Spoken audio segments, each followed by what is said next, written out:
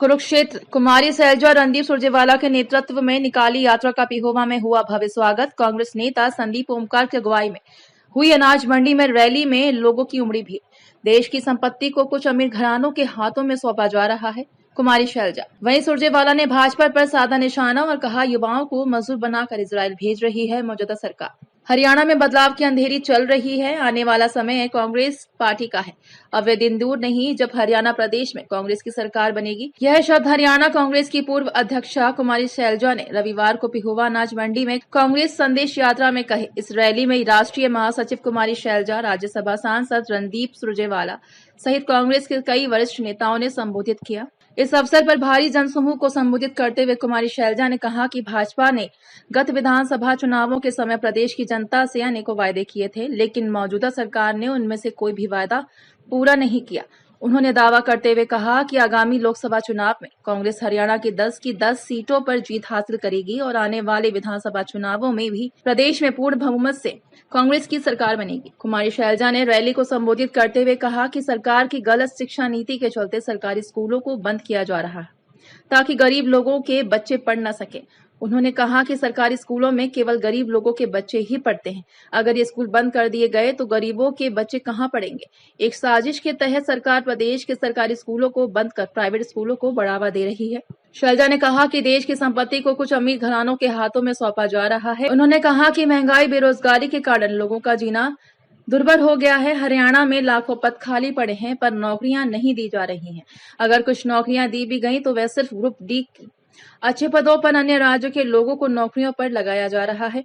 उन्होंने कहा कि इवेंट मैनेजमेंट व प्रचार से देश का भला नहीं हो सकता। कांग्रेस के राज में गैस सिलेंडर 400 रुपए में मिलता था, अब 1100 रुपए तक पहुंच गया है। इस सरकार ने सभी के साथ धोखा दिया है। उन्होंने कहा कि भाजपा सरकार लोकतंत्र की हत्या करने में लगी है। अलोकतांत्रिक तरीके से देश में अस्थिरता फैलाई जा रही है। देश के संविधान को कमजोर किया जा रहा है। यहाँ तक संविधान को ताक पर रखा जा रहा है। समाज उत्थान के लिए बाबा साहेब ने जो सपना देखा था उसकी अनदेखी की जा रही है। अखिल भारतीय राष्ट्रीय कांग्रेस के महासचिव एवं राज्यसभा सांसद रणदीप सिंह सुरजेवाला ने कहा कि नए हरियाणा निर्माण को लेकर राहुल गांधी और मल्लिकार्जुन खड़गे का संदेश जन जन तक पहुंचने के लिए हम सभी आपके बीच आए हैं।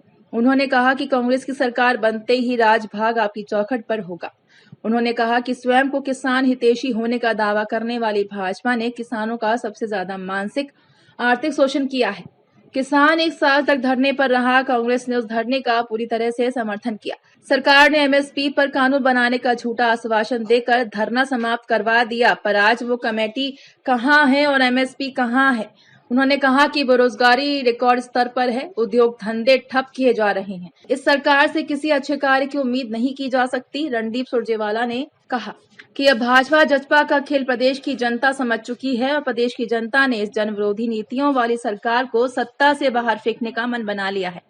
उन्होंने कहा कि पिछले 10 वर्षों में प्रदेश और देश की हालत भाजपा की गलत और जन विरोधी नीतियों के चलते बद से बदतर हो गई है। 2 करोड़ सालाना नौकरी देने का वायदा करने वाले बताए कि इन 10 सालों में कितने युवाओं को रोजगार दिया। सरकार की वायदा खिलाफी से युवा हताश और निराश है। उन्होंने कहा कि हमें समाज में प्रेम, प्यार और भाईचारा बनाए रखना है। सरकार ना तो बेरोजगारी दूर कर पा रही है, ना ही हर वर्ग को आर्थिक रूप से मजबूत कर पाई है। उन्होंने कहा कि प्रदेश की जनता ने मन बना लिया है कि अब प्रदेश का कमान कांग्रेस पार्टी के हाथों में सौंपनी है।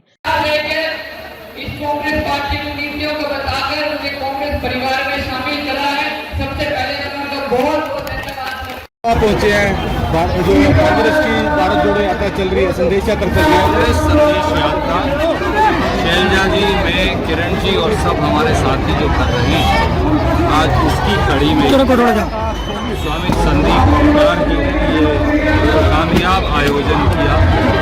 पेवा के एक गांव से गरीब किसान, छोटा दुकानदार, हर बस्ती से साथी आए।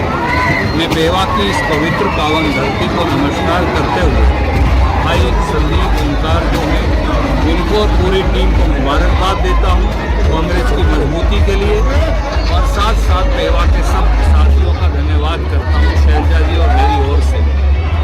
ये सत्ता परिवर्तन और व्यवस्था परिवर्तन की लड़ाई है, न्याय की जंग है, नीति और धर्म की जंग है, और न्याय, नीति और धर्म की इस जंग में कांग्रेस पार्टी विजयी होगी क्योंकि हम न्याय के साथ हैं। धन्यवाद।